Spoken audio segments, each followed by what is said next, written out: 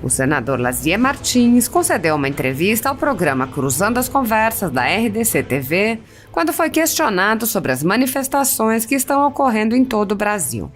O senador apontou que as manifestações pacíficas superaram em muito os bloqueios de estradas, atraindo cerca de 1 milhão de pessoas a diversos lugares pelo país. O senador questionou: a pergunta que eu faço, por que será que aconteceu isso? Alguém lembra em alguma vez na história do Brasil a eleição de um presidente da República ter motivado protestos sequer parecidos como esse de agora? Eu nunca tinha visto na minha vida, nunca, nem parecido. Por que será que isso está acontecendo? Por que essas multidões estão nas ruas protestando e mostrando que esse processo ainda não terminou e, ao que tudo indica, vai muito longe e sabe-se lá com consequências mais graves, que é uma temeridade, mas que pode acontecer? Lazier Martins afirmou: é preciso buscar a gênese de tudo isso. Onde é que começou tudo isso? Qual é a fonte dessa bagunça instalada hoje no Brasil? A gênese é no Supremo Tribunal Federal. Eu não tenho dúvidas de que tudo o que está acontecendo é da responsabilidade do Supremo Tribunal Federal. Martins lembrou que seu primeiro ato como senador foi uma proposta de emenda à Constituição para mudar a forma de indicação de ministros do Supremo Tribunal Federal. Ele lembrou que à época já havia dito: eu tenho um ponto de vista de que o STF não pode mais continuar sendo formado por indicações do presidente da República, que escolhe conforme suas conveniências pessoais e por afinidades ideológicas. Eu venho da comunicação, estou acompanhando já há alguns anos que o governo do PT se propôs a formar um Supremo Tribunal Federal conforme a sua ideologia. O senador explicou: e não é outra coisa que está acontecendo. Hoje temos um Supremo materializado por uma ideologia. O senador afirmou que a tomada ideológica da corte foi evoluindo e chegou ao ponto de anular os julgamentos de Lula por filigranas processuais. Lazier Martins disse: aí está a causa principal. Os movimentos de rua, de protestos, de revoltas, de desconformidades são por causa de um STF que tirou da cadeia o líder de uma organização criminosa e o entregou para que fosse candidato à presidência da República. E os brasileiros que têm brios, que têm vergonha na cara, que têm patriotismo, dizem: este aqui eu não aceito. Eu não aceito que um ladrão seja meu presidente da República. E foram às ruas e, ao que tudo indica, vão continuar indo. Em outra entrevista ao Jornal da Cidade Online, o senador foi questionado sobre a fala do ministro Alexandre de Moraes, que afirmou que quem contestar o resultado da eleição deve ser tratado como criminoso. Lazier disse: eu acho que o ministro Alexandre de Moraes, novo imperador do Brasil, deve começar então por mandar recolher esse 1 milhão de pessoas que começou a se reunir nas praças, em grande volume, em manifestações muito ruidosas, desde anteontem com uma maior expressão no dia de ontem. O senador afirmou que nunca viu protestos tão grandes após uma eleição e questionou: por que isso? Qual é o motivo? Qual é o fenômeno que está levando tanta gente a protestar? O senador respondeu: é a indignação, a revolta e a vergonha, porque acaba de ser eleito presidente do Brasil um delinquente, que há bem pouco tempo estava preso, condenado por 3 instâncias, 9 magistrados, porque foi o chefe de uma organização criminosa que deu desfalques, que deu saques na Petrobras, no BNDES, nos fundos de pensão, no Banco do Brasil, na Caixa Econômica Federal, que patrocinou obras monumentais no exterior, com verbas do BNDES, quando aquelas verbas eram urgentes e importantes para obras no Brasil. Mas ele preferiu agradar os países subscritores do famoso Foro de São Paulo, que tem muito a ver com esses acontecimentos que se sucedem já há mais ou menos 20 anos e que pretendia estabelecer na América Latina uma nova república socialista depois do fechamento da União das Repúblicas Socialistas Soviéticas. E aí começaram por Cuba, que foi o modelo, seguiram pela Venezuela, pela Bolívia, pela Nicarágua, que hoje é a maior ditadura, a mais violenta dos últimos tempos, o Chile, o Peru, a Argentina, a Colômbia e finalmente chegaram ao grande líder da América Latina, que é o Brasil. Isso tudo é um processo. Só não sabe quem não acompanha, quem não foi olhar nos livros, foi pesquisar como é que começou o Foro de São Paulo, lá em 1990, numa reunião de Fidel Castro, Hugo Chávez, Lula e tantos outros, e foi um projeto que está se consolidando agora. E é contra isso que uma multidão de brasileiros, milhões de brasileiros, contestam, porque sentem a ameaça de uma cubanização do Brasil, uma nova Venezuela. Lazier Martins afirmou que a ameaça do ministro Alexandre de Moraes não chega a causar estranhamento. Ele disse: "Eu não estranho, porque o Alexandre de Moraes tem sido protagonista de toda sorte de violências no país, da Constituição. Então, mais uma não faz muita diferença. Por isso, eu sou um dos autores do pedido de impeachment, registrado no Senado há mais de um mês, mas que o senhor Rodrigo Pacheco não tem o menor interesse em cumprir o rito e mandar para a mesa do Senado avaliar o seu cabimento ou não." O senador lembrou que o único órgão que pode conter o ativismo judicial é o Senado. Ele disse: "O ativismo judicial só pode ser elidido pelo Senado Federal, mas, lamentavelmente, por omissão ou por conivência, o Senado não tem cumprido esse papel. Chegamos agora ao ápice. A coisa começou bem lá atrás, onde teve como ponto culminante a descondenação do Lula. Até ali, valia a prisão após condenação em segunda instância. Como Lula foi preso depois de condenações em 3 instâncias, o Edson Fachin, um dos responsáveis por esse estado de coisas, tratou de libertar aquele com quem sintonizava ideologicamente e que era o padrinho, junto com a Dilma, de 7 atuais ministros do Supremo. Tratou de colocá-lo em liberdade e catapultá-lo para a presidência da República. Daí a indignação. Tem muita gente dizendo que tinha que ter agido na época. Mas fazer o que na época? A perplexidade foi tão grande que a população brasileira ficou atônita, sem saber o que fazer. A população não percebeu que vinha se instalando desde 2003, quando Lula assumiu o governo federal, vinha se instalando paulatinamente uma doutrina socialista no Brasil. O Edson Fachin, inclusive, foi propagandista, cabo eleitoral da Dilma.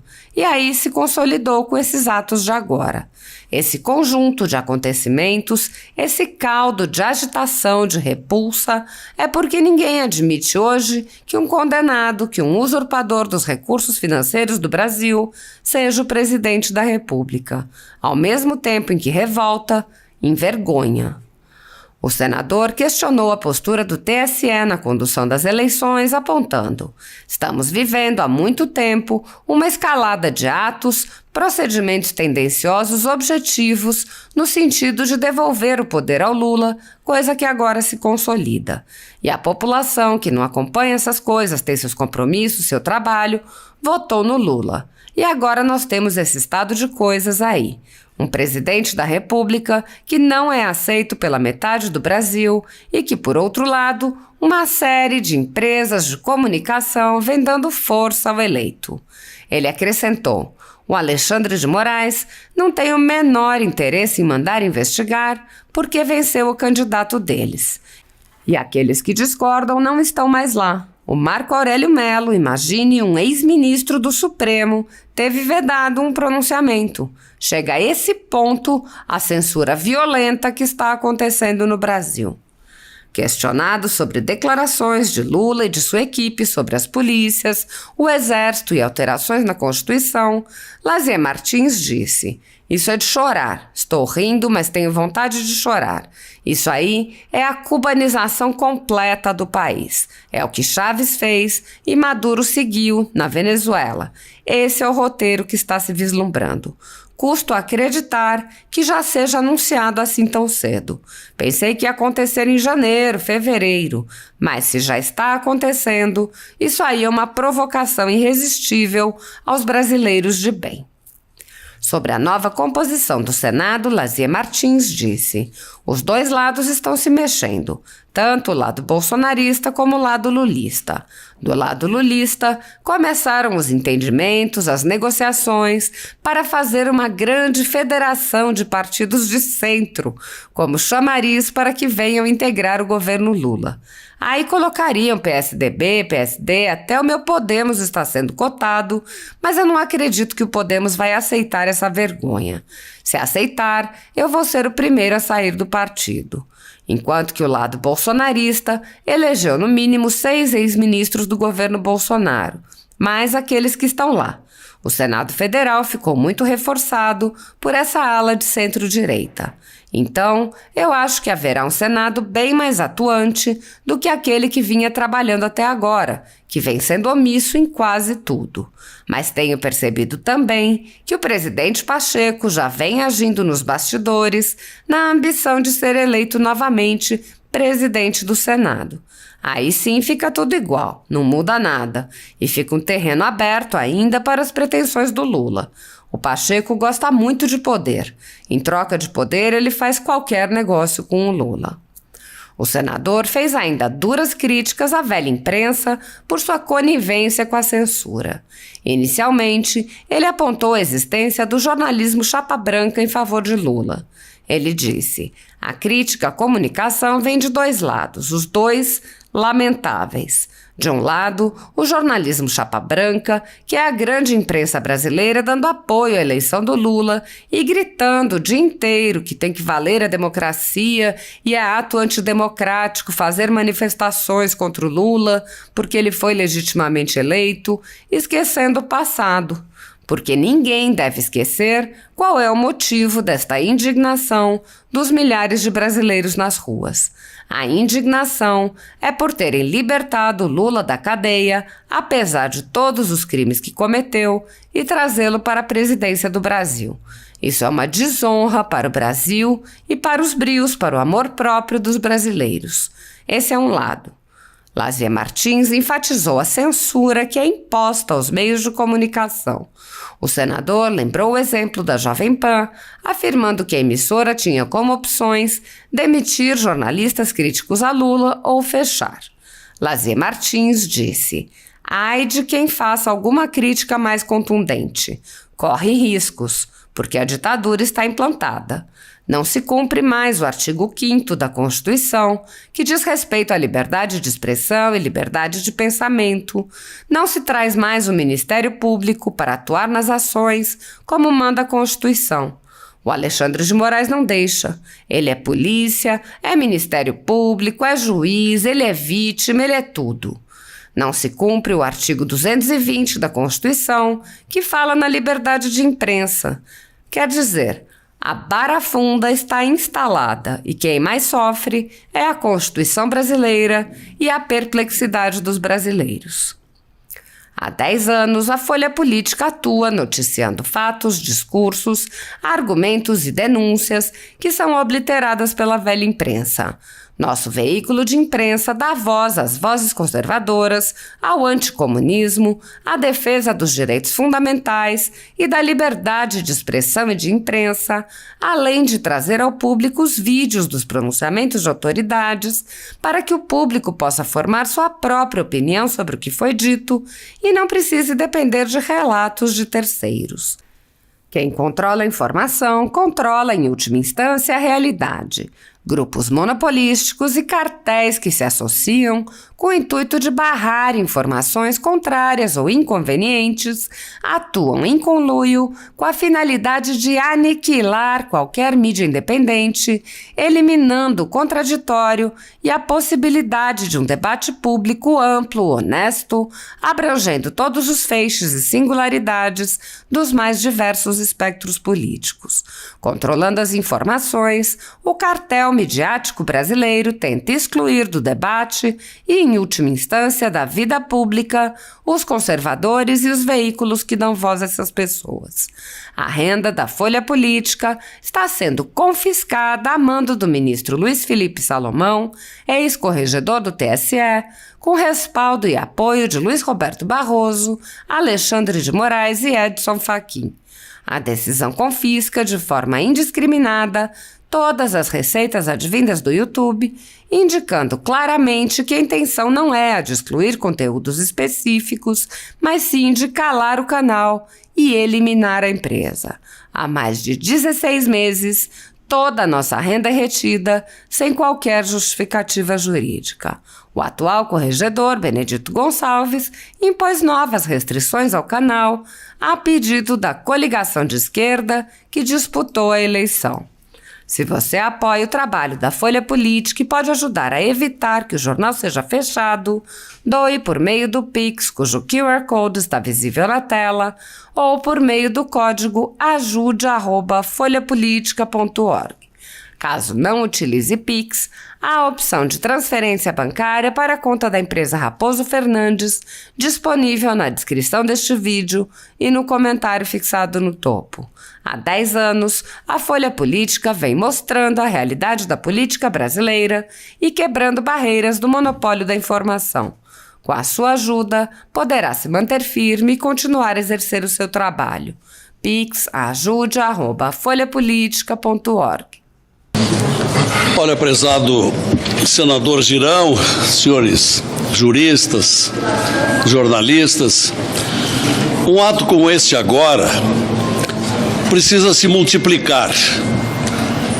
Atos como cartas, como manifestações públicas, como manifestações parlamentares, para mostrarmos que nós estamos reagindo a esse verdadeiro estado de exceção que estamos vivendo no Brasil e, surpreendentemente, por parte de uma instituição que deveria zelar pelo cumprimento, pela observância da nossa Carta Magna. O Supremo Tribunal Federal e sua atual linha auxiliar, que é o Superior Tribunal Eleitoral. Nós estamos vendo já há bastante tempo uma precipitação de fatos de causar perplexidade pelo arbítrio, pela violação de inúmeros dispositivos constitucionais. É o artigo 5º sobre a liberdade de pensamento e de expressão, é o artigo 129 da Constituição, sobre as prerrogativas do Ministério Público, que vem sendo ignorado, é o artigo 220, sobre a total liberdade da imprensa, etc. Tudo isso vem sendo atropelado pela Suprema Corte, por determinados ministros que hoje defendem uma ideologia. Hoje nós não temos um Supremo Tribunal Federal isento, imparcial, respeitado. Nós temos um Supremo Tribunal Federal aparelhado por uma ideologia política ou por conveniências, razão porque tenho inclusive aqui no Senado uma proposta de emenda constitucional desde 2015, no sentido de mudar-se o critério de indicação dos ministros da Suprema Corte, porque eles se tornam dependentes, agradecidos, ou então numa linha ideológica de quem os indicou. Até hoje não conseguimos dar andamento nessa PEC.